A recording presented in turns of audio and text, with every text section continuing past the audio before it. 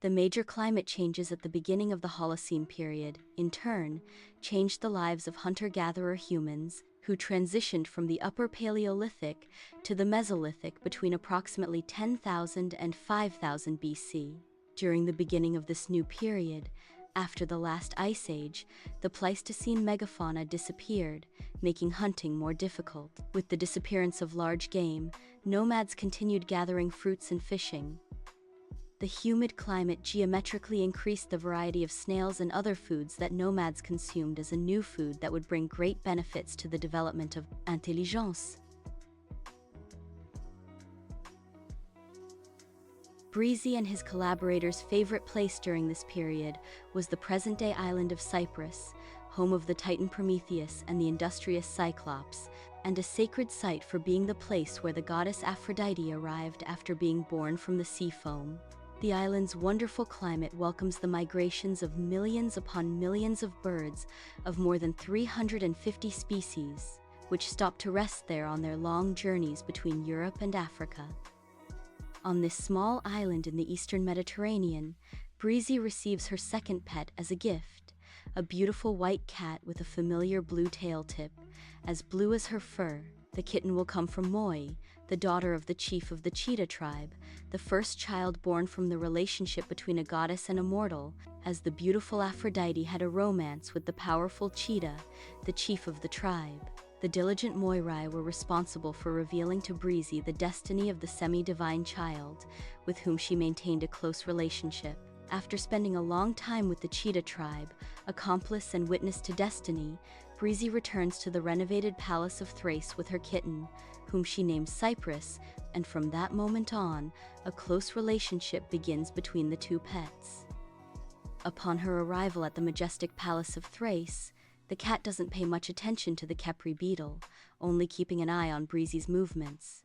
But since Breezy is often away from the palace, leaving her mother, Chloris, to care for the new pet, and, from time to time, to care for the enigmatic Khepri beetle, who, although he doesn't seem to need anything, little by little, the relationship between the pets grew, until the day Breezy found them sleeping together at the feet of the magic dropper in the sacred cave. Just like the Khepri beetle, Cyprus, who will grow into a beautiful cat, begins to demonstrate her powers through her close relationship with the dropper. Among these powers are his gift for words, his artistic talents, his intuition and intelligence, the ability to transform into an extremely powerful feline when the situation requires it, but above all, his immortality.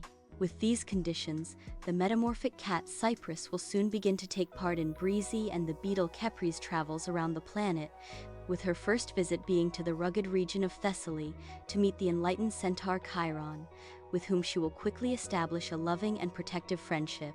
One of these places visited by Breezy and Prometheus, where the protective cat Cyprus truly made her debut, will be in the Anatolian region of Asia Minor, where the sacred mountain stands out, with its venerated sanctuary of Dooku. This sanctuary will be built by the Pleiadian masters of the Intergalactic Confederation and governed by none other than Hecate, the powerful lunar goddess and undisputed patron of the Temenos, the sacred threshold of magic. The sanctuary is crowned by the entrance to a mysterious cave, which leads to the underworld, where the dreaded goddess moves. Coincidentally, during the visit to the sanctuary of Dooku, Breezy will be poisoned again by ergot, apparently by something she ate. By this time, rye had been domesticated, and the grain was used in cooking to make flour, which was used to make bread. Thanks to the swift action of the cat Cyprus, who transformed into a tigress and carried her on her back, Breezy was cared for by Ishu, the great shaman and rainmaker who, incredibly, was another reincarnation of the mysterious wizard Merlot, now acting as the right-hand man of the goddess Hecate, who demands that the Titan Prometheus, as well as Cyprus, from now on they must taste any type of food the girl intends to put in her mouth. Inevitably, Breezy's convalescence will reach Hecate, who detests her with all her might, and who from this very moment will know her weak spot. An impartial Merlot Ishu lets Breezy know of Hecate's frustration and hatred towards him. However, the unforgettable event of the visit to the venerated sanctuary of Dooku was the fight between the metamorphic cat Cyprus and the feared Cerberus, the three-headed dog, Museum's pet, the spoiled son of Hecate. During the brawl, Cyprus killed Cerberus. This event would mark the eternal enmity between Breezy and Hecate, as well as the animosity between dogs and cats. In the middle of this long and complicated period, Breezy would receive a welcome visit from Gaia, the Great Mother Earth, at the Palace of Thrace, accompanied by the Hesperides, daughters of dusk and goddesses of sunset, who bring her an unexpected gift in the name of the Almighty, an artistic little box containing 12 jumping apple seeds, supposedly to be sown in the welcoming garden of Chloris. The Great Mother Earth will also take advantage of this pleasant visit to ask Breezy for a great favor. Grateful to human beings for all the offerings and sacrifices in her honor and in awe of their skills and capacity for self-improvement, she decides to create an energetic and educational object, also based on the universal laws of sacred geometry. To carry out her magical work, the Great Mother Earth, advised by the powerful Hecate, who is also aware of all the extraterrestrial technology hidden in her domains, chose 12 lapis lazuli stones, as 12 is the solar number par excellence and the symbol of cosmic order, as well as a symbol of perfection and unity.